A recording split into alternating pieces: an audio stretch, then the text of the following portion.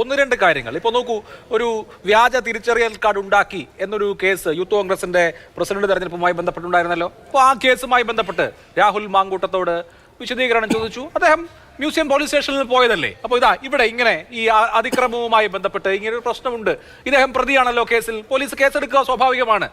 Police വരാൻ പറഞ്ഞാൽ പോരെ? രാഹുൽ മാങ്കൂട്ടത്തിൽ വന്നില്ലെങ്കിലല്ലേ അടുത്ത നടപടി? ഇവിടെ ഇപ്പോൾ ഇന്ന് അദ്ദേഹം തന്നെ പറഞ്ഞിട്ടുള്ള ഒരു കാര്യം, വീട്ടിൽ വന്ന അമ്മയുടെ മുമ്പിൽ വെച്ച് അറസ്റ്റ് ചെയ്ത് കൊണ്ടുപോകണം എന്നൊരു നിർബന്ധ ബുദ്ധി ഉണ്ടായിരുന്നു എന്ന് അദ്ദേഹം ആരോപിക്കുന്നു. അങ്ങനെ ആ തരത്തിൽ പൊതുപ്രവർത്തകരോട് വൈരനിര്യാതന ബുദ്ധിയോടുകൂടി പോലീസ് സംവിധാനം പെരുമാറുന്നത് കൊണ്ട് എന്ത് ഗുണം ശ്രീ ജേക്സി തോമസ്?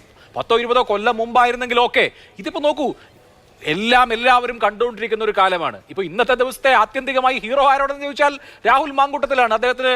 അദ്ദേഹത്തിന് കിട്ടിയിട്ടുള്ള ഇന്നത്തെ ഈ പറഞ്ഞ പോലീസിന്റെ ആക്ഷൻ അദ്ദേഹത്തിന് പറയാൻ, പഞ്ച് ഡയലോഗ് പറയാൻ കിട്ടിയ ചാൻസ് ഒക്കെ ഓർത്ത് അദ്ദേഹത്തിന്റെ സഹ കോൺഗ്രസ് നേതാക്കൾ അസൂയപ്പെടുന്നുണ്ടാവുന്നതാണ് ഞാൻ വിചാരിക്കുന്നത്. അപ്പോൾ അതുപോലെ രാഹുൽ മാങ്കൂട്ടത്തിനെ ഈ യൂത്ത് കോൺഗ്രസ് തെരഞ്ഞെടുപ്പൊക്കെ കഴിഞ്ഞ് ഇങ്ങനെ പെർഫെക്റ്റ് ആയി ലോഞ്ച് ചെയ്ത് കൊടുക്കണം എന്ന ഒരു വല്ലാത്ത താല്പര്യം ഈ പറഞ്ഞ നേരത്തെ സൂചിപ്പിച്ച ശശി അജിത് കുമാർ കോംബോയ്ക്ക് ഉണ്ടായിരുന്നോ?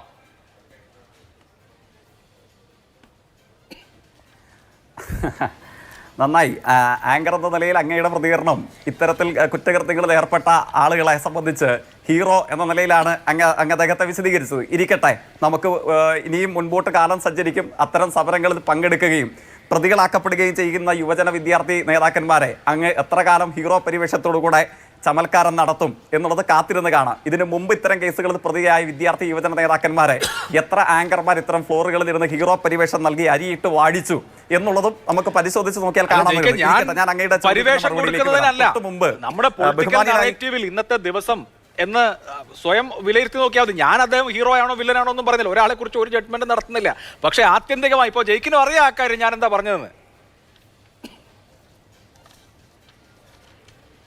ഇല്ല, ഞാൻ അങ്ങയുടെ നമ്മുടെ കോൺഗ്രസിന്റെ പ്രതിനിധിയുടെ ഭാഗത്ത് നിന്ന് അദ്ദേഹം ഹീറോ എന്നൊരു വാക്പ്രയോഗം ഞാൻ കേട്ടില്ല. ആങ്കർ എന്ന നിലയിൽ അങ്ങ് സംസാരിച്ചപ്പോഴാണ് കേട്ടത്. അതുകൊണ്ടാണ് ഞാൻ സ്വാഭാവികമായി തിരികെ ചോദിച്ചത്. അങ്ങ് അത് ഓൺ ചെയ്യുന്നില്ലെങ്കിൽ വേണ്ട, വിട്ടേക്കാം, ഞാനത് അവസാനിപ്പിച്ചു. അപ്പോൾ എന്തായാലും നമ്മളുടെ കോൺഗ്രസ് പ്രതിനിധി തൊട്ടു മുമ്പ് സംസാരിക്കവേ അദ്ദേഹം പറഞ്ഞു വന്നപ്പോൾ അദ്ദേഹം ചൂണ്ടിക്കാണിച്ചൊരു അനുഭവം, ഇങ്ങനെ എന്തിനാണ് പോലീസ് ക്രൂരതയെ ന്യായീകരിക്കുന്നത് എന്നുള്ളതാണ്. ബഹുമാന്യനായ കോൺഗ്രസ് പ്രതിനിധി, ഞാൻ അങ്ങയോട് സൂക്ഷ്മതയിൽ തന്നെ പ്രേക്ഷകർ കേൾക്കാൻ, അവർ കൂടെ അറിയാൻ, വിശകലനം ചെയ്യാൻ ഞാൻ അങ്ങയോട് സൂക്ഷ്മതയിൽ തന്നെ ചോദിക്കട്ടെ, എന്താണ് അങ്ങ് ഉദ്ദേശിച്ച ക്രൂരത?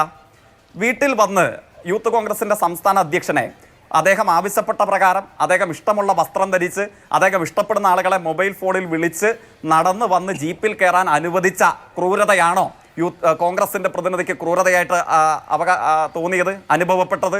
അതോ നമ്മുടെ സെക്രട്ടേറിയറ്റിന് മുമ്പിൽ നടന്ന സമരസമയത്ത് പോലീസ് നേരിട്ടതോ? എന്താണ് അങ്ങ് ഉദ്ദേശിച്ച ക്രൂരത? അതോ ഇതേപോലെ മർദ്ദനമേറ്റ് പോലീസുകാർ നിന്നിട്ടും തിരികെ ഒരു ഗ്രനേഡ് എറിയാത്ത പോലീസിനെ സംബന്ധിച്ചാണോ അങ്ങ് ക്രൂരത എന്ന് പറഞ്ഞത്? അങ്ങ് മാധ്യമപ്രവർത്തകനാണത് ആങ്കർ എന്ന നിലയിൽ. എത്ര കാലം എത്ര സമരങ്ങളെ അങ്ങ് കണ്ടിട്ടുണ്ട്, അങ്ങ് വിശകലനം ചെയ്തിട്ടുണ്ട്. യൂത്ത് കോൺഗ്രസിന്റെ സംസ്ഥാന അധ്യക്ഷനും സംഘവും തിരുവനന്തപുരത്ത് നടത്തിയ സമരം, ആ സമരത്തെ തുടർന്ന് പറഞ്ഞല്ലോ, ഇന്നത്തെ FIR അടക്കം കോട്ട് ചെയ്തിട്ടുണ്ട്, തലയ്ക്ക് പരിക്കേറ്റ പോലീസുകാരുണ്ടായിരുന്നില്ലേ? പൂജപ്പുര SHO, കണ്ടോൺമെന്റ് സ്റ്റേഷനിലെ SI, പിങ്ക് പോലീസിന്റെ വണ്ടി, വനിതാ പോലീസ് ഇരിക്കുന്ന വണ്ടി അടിച്ച് തകർത്ത് അതിലെ വനിതാ പോലീസിനെ ആക്രമിക്കാൻ ശ്രമിക്കുന്ന പുരുഷ കേസരിമാർ ഈ യൂത്ത് കോൺഗ്രസ് സമരത്തിൽ കണ്ടതല്ലേ? ഒരു ഗ്രനേഡ് പൊട്ടിയോ? അതിന്റെ ചിത്രമുണ്ടോ? ഒരു കണ്ണീർ വാതക ഷെല്ല് പ്രയോഗിച്ചോ യൂത്ത് കോൺഗ്രസ് സമരത്തിന് നേരെ? അതിന്റെ ചിത്രമുണ്ടോ? ഒരു എയർ ബുള്ളറ്റ് പ്രയോഗിച്ചോ? അതിന്റെ ചിത്രമുണ്ടോ? SFIയുടെ സംസ്ഥാന സെക്രട്ടറിയെ രാധാകൃഷ്ണപിള്ള എന്ന് പറയുന്ന DYSP, അത് ആരുടെ ആശീർവാദം കൊണ്ടാണെന്ന് കോൺഗ്രസ് പ്രതിനിധി ചിന്തിച്ചാൽ മതി. ഇപ്പോൾ വീട്ടിൽ വന്ന് പിടിക്കണമെന്ന് ആർക്കോ വാശിയുണ്ടായിരുന്നു. SFIയുടെ സംസ്ഥാന സെക്രട്ടറിയെ വെടിവെച്ച് കൊല്ലണമെന്ന് ആരുടെ വാശിയായിരുന്നു? കോൺഗ്രസ് നേതാവേ, അന്നത്തെ മുഖ്യമന്ത്രിയുടേതോ അന്നത്തെ ആഭ്യന്തരമന്ത്രിയുടേതോ? ആ SFIയുടെ സംസ്ഥാന സെക്രട്ടറിയുടെ നേർക്കാണ് ഞാൻ വെടിവെച്ചത് എന്ന് ഈ മാധ്യമങ്ങളൊക്കെ ഇങ്ങനെ തന്നെ വികസിച്ച് വന്ന 2016 പുറകിൽ കോഴിക്കോട് വെസ്റ്റ് ഹിൽ എഞ്ചിനീയറിംഗ് കോളേജിന് പുറത്ത് സ്വയം അവകാശപ്പെട്ടല്ലോ അന്നത്തെ DYSP രാധാകൃഷ്ണപിള്ള. എങ്ങനെയാ കോൺഗ്രസ് നേതാവ് അതിനെ വിലയിരുത്തുന്നത്? ഞാൻ വെടിവെച്ചതാണ്, കൊല്ലാൻ വേണ്ടി തന്നെ വെടിവെച്ചതാണ് എന്ന് പറഞ്ഞ കോൺഗ്രസ് കാലഘട്ടം ഉണ്ടായിരുന്നില്ലേ? അതാണോ ക്രൂരത? അതോ ഇഷ്ടമുള്ള വേഷം ധരിച്ച് ഇഷ്ടമുള്ള ആളുകളെ ഫോൺ ചെയ്ത് വീട്ടിൽ നിന്ന് ഇഷ്ടമുള്ള വസ്ത്രം ധരിച്ച് പുറത്തേക്ക് നടന്നു വരാൻ അനുവദിച്ച പിണറായി വിജയന്റെ പോലീസിന്റെ കാലഘട്ടത്തെയാണ് ക്രൂരതയെന്ന് വിശേഷിപ്പിക്കുന്നത്? അങ്ങ് ഓർമ്മിക്കുന്നില്ലേ എത്ര MLA-മാരുടെ കൈതല്ലി ഒടിച്ചിട്ടുണ്ട് ലോക്കപ്പിനകത്തിട്ട്? ലീഡർ എന്ന് നിങ്ങൾ വിളിക്കുന്ന ആള് കേരളത്തിന്റെ മുഖ്യമന്ത്രി കസേരയിൽ അമർന്നിരുന്ന സമയം അടിയന്തരാവസ്ഥയുടെ കാലം ഇന്നത്തെ മുഖ്യമന്ത്രിയെ പോലീസ് ലോക്കൽ പിന്നിട്ട് അടിച്ച് തല തകർത്തില്ലേ? അദ്ദേഹത്തെ എണീക്കാൻ സമ്മതിക്കാത്ത വിധം അടിച്ചില്ലേ? ഇന്നത്തെ CPM-ന്റെ സംസ്ഥാന സെക്രട്ടറി അദ്ദേഹത്തെ കളക്ടറേറ്റിന് മുമ്പിലിട്ട് കൈതല്ലി ഓടിക്കാൻ ശ്രമിച്ചില്ലേ? MLA-മാരായിരുന്നു ഇവരൊക്കെ. ഇന്നത്തെ യൂത്ത് കോൺഗ്രസ് സംസ്ഥാന അധ്യക്ഷന്റെ രോമത്തിൽ പോറലേറ്റിട്ടുണ്ടോ? ഇല്ല എന്നുള്ളതാണ് വസ്തുത. എന്നിട്ട് ചോദിക്കുന്നത് എന്താണ്? അദ്ദേഹം ബെഡ് റെസ്റ്റിലായിരുന്നു. ആങ്കറുടെ തിരക്കിനിടയിൽ ആങ്കർ ശ്രദ്ധിച്ചിട്ടുണ്ടാവില്ല. കോൺഗ്രസ് പ്രതിനിധി ഈ ചർച്ചയിലിരുന്ന് പറയുന്നു ഈ യൂത്ത് കോൺഗ്രസിന്റെ സംസ്ഥാന അധ്യക്ഷൻ ബെഡ് റെസ്റ്റിലായിരുന്നു. ഏത്? ഇന്നലെ കൊല്ലം കലോത്സവത്തിൽ വന്ന് അങ്ങയുടേതടക്കമുള്ള മാധ്യമ സ്ഥാപനങ്ങളുടെ പ്രവർത്തകരെ സാക്ഷി നിർത്തി കൈകൊട്ടി നമ്മുടെ യൂത്ത് കോൺഗ്രസിന്റെ സംസ്ഥാന അധ്യക്ഷൻ ബെഡ് റെസ്റ്റിലായിരുന്നു. ഇന്നലെ അദ്ദേഹം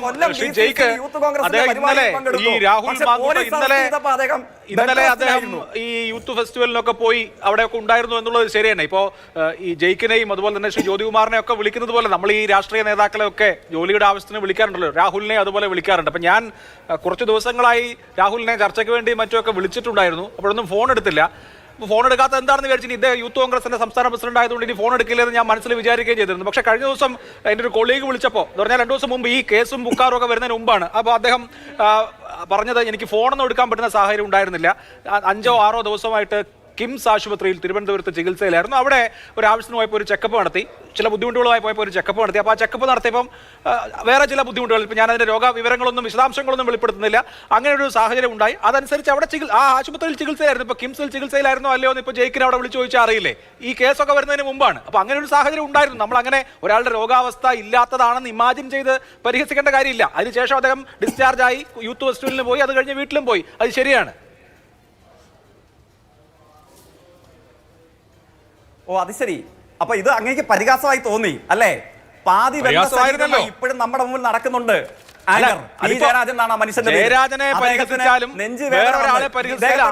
രോഗാവസ്ഥയെ പരിഹസിക്കരുതെന്നാണ് എന്റെ അഭിപ്രായം. മറ്റിപ്പോ രാഹുൽ പരിഹസിച്ചിട്ടുണ്ടാവും, അതിനെ താങ്കൾ ഈ പൊള്ളല് കണ്ടിട്ടില്ല, ഈ പ്രതികരണം കണ്ടിട്ടില്ല. രോഗാവസ്ഥയെ പരിഹസിക്കരുത് എന്ന പ്രതികരണം അങ്ങേയടക്കം കേരളത്തിലെ വായിൽ നിന്ന് ഞങ്ങളാരും കേട്ടിട്ടില്ല. പി ജയരാജനെ 3-5-6 വർഷം മുമ്പ് അറസ്റ്റ് ചെയ്തുകൊണ്ട് പോകുമ്പോ രോഗാവസ്ഥയെ പരിഹസിച്ചതിനെ ഞാൻ അനുകൂലിച്ചു കണ്ടിട്ടുണ്ടോ എവിടെയെങ്കിലും? ഇല്ലല്ലോ. അല്ല, തൊട്ട് മുമ്പ് ഇതേ യൂത്ത് കോൺഗ്രസിന്റെ സംസ്ഥാന അധ്യക്ഷൻ കഴിഞ്ഞ ദിവസം പ്രസംഗിച്ചില്ലേ, ഞങ്ങൾക്കാർക്കും നെഞ്ചുവേദന വരത്തില്ല പോലീസിനെ കണ്ടാർന്ന്. ഏത്? വ്യാജ ID കാർഡ് നിർമ്മിച്ച് ഈ തീവ്രവാദ പ്രവർത്തനം നടത്തിയ കേസിൽ ഇദ്ദേഹത്തിന്റെ സംഘാംഗങ്ങളും പ്രതികളായപ്പോൾ പറഞ്ഞതാ ഞങ്ങൾക്കാർക്കും നെഞ്ചുവേദന വരത്തില്ല എന്ന്. ആരെ ഉദ്ദേശിച്ച് നമുക്ക് എല്ലാവർക്കും അറിയില്ലേ. അദ്ദേഹം പാതിബന്ധ ശരീരവുമായി ഇപ്പോഴും കേരളത്തിന്റെ മനസാക്ഷിയുടെ മുമ്പിൽ ജീവിക്കുന്നയാളാണ്.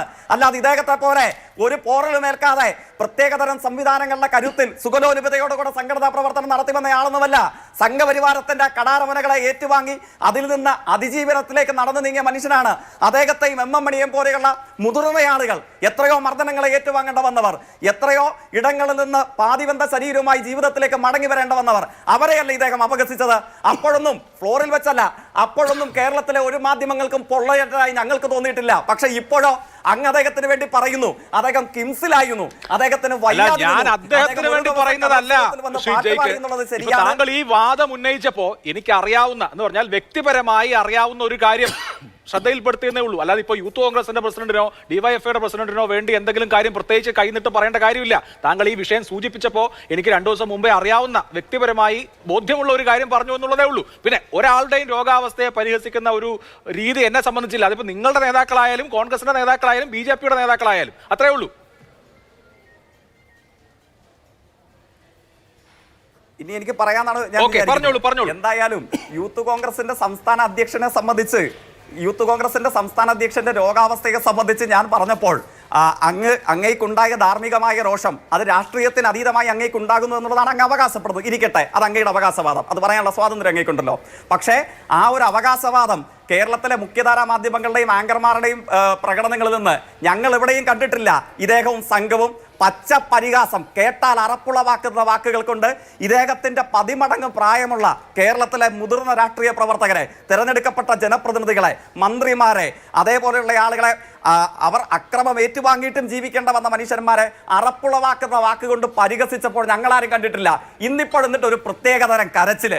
ഞങ്ങൾക്ക് സത്യസന്ധമായി ഞങ്ങൾക്ക് വലിയ ആഹ്ലാദമൊന്നുമില്ല ഈ കരച്ചിൽ കാണുമ്പോൾ. കോൺഗ്രസ് പ്രതിനിധി വന്നിരുന്ന് വിലപിക്കുന്നു, അയ്യയ്യോ ഇതാണ് പോലീസ് ക്രൂരത, അയ്യയ്യോ പോലീസ് ക്രൂരത നടമാടുന്നു. ഞാൻ അതുകൊണ്ടാണ് ആവർത്തിച്ച് കോൺഗ്രസ് പ്രതിനിധിയോട് ചോദിച്ചത്, എന്താണ് കോൺഗ്രസ് പ്രതിനിധി പോലീസ് ക്രൂരത? അങ്ങയുടെ കാലയളവിൽ ഇലക്ട്രിക് ലാത്തി കൊണ്ട് ഞങ്ങളുടെ സഖാക്കളെ തല്ലിയിട്ടുണ്ട്. ഇലക്ട്രിക് ലാത്തി കൊണ്ട് തല്ലിയത് പോരാഞ്ഞിട്ട് ലാത്തി ഒടിഞ്ഞപ്പോൾ ഒടിഞ്ഞു പോയ ലാത്തിയുടെ പേരിൽ purposeful demolition of public property അറിയുമോ? PDPP പ്രകാരം കേസെടുത്ത് ഒരു പൊതുമുതലും നശിക്കാഞ്ഞിട്ട് ഞങ്ങളെ തല്ലി, ഞങ്ങളെ ശരീരത്തിൽ ഞങ്ങളെ ആവോളം തല്ലി ലാത്തി ഒടിഞ്ഞു പോയപ്പോൾ ലാത്തി ഒടിയാൻ കാരണം ഞങ്ങളുടെ ശരീരമാണെന്ന് പറഞ്ഞ് PDPP പ്രകാരം കേസെടുത്ത് ജയിലിലിട്ടിട്ടുണ്ട്. പോലീസ് ക്രൂരതയാണോ കോൺഗ്രസ് നേതാവേ? ഇന്നത്തെ യൂത്ത് കോൺഗ്രസ് നേതാവിന്റെ ശരീരത്തിൽ ഏത് ഫോട്ടോഗ്രാഫർ ചെന്നെടുത്താലും ഒന്ന് രക്തം നിലച്ചുപോയ, രക്തം കട്ടയായി കിടക്കുന്ന ഒരു പ്രദേശം പോലുമില്ല. എന്തുകൊണ്ടാ? പിങ്ക് പോലീസിനെ അടക്കം ആക്രമിച്ച് CI മാരെയും SHO മാരെയും തലതല്ലി പൊട്ടിച്ചിട്ടും തിരുവനന്തപുരത്ത് കേരള പോലീസ് ഒരു ഗ്രനേഡ് എറിഞ്ഞില്ല, ഒരു കണ്ണീർ വാതകം വീണില്ല, ഒരു ഷെല്ല് വീണില്ല, ഒരു എയർ ബുള്ളറ്റ് വന്നില്ല, ഇലക്ട്രിക് ലാത്തി പ്രയോഗിച്ചില്ല. തിരുവനന്തപുരത്ത് വെസ്റ്റ് ഹിൽ എഞ്ചിനീയറിംഗ് കോളേജിന് മുമ്പിൽ SFIയുടെ സംസ്ഥാന സെക്രട്ടറി P. ബിജുവിന് നേരെ വെടിവെച്ചതുപോലെ ഒരു ബുള്ളറ്റ് ഉയർന്നില്ല. കൂത്തുപറമ്പിൽ 5 പേരെ വെടിവെച്ച് കൊന്നതുപോലെ തോക്കുകളിൽ നിന്ന് തീ തുപ്പിയില്ല. ഇതൊക്കെയായിരുന്നു പോലീസ് ക്രൂരത. അല്ലാതെ ഒരു ഗ്രനേഡും വീഴാതെ, ഒരു ഇലക്ട്രിക് ലാത്തിയും പോകാതെ, ഒരു എയർ ബുള്ളറ്റും വരാതെ, ഒരു ഷെല്ലും വീഴാതെ അടിയേറ്റ് പോലീസ് കൈകെട്ടി നിന്നതല്ല പോലീസ് ക്രൂരത. രണ്ടും രണ്ടാണ്. കോൺഗ്രസ് പ്രതിനിധി മനസ്സിലാക്കണം. എന്നിട്ട് വേണം ഇതിനുവേണ്ടി ഇവിടെ വന്നിരുന്ന വർത്താനം പറയാൻ. ഇദ്ദേഹം ആഗ്രഹിക്കുന്ന സൗകര്യങ്ങളോടുകൂടെ അദ്ദേഹം ജീപ്പിലേക്ക് കടന്നു പോകുന്നു. അതാണ് നമ്മൾ കണ്ടത്.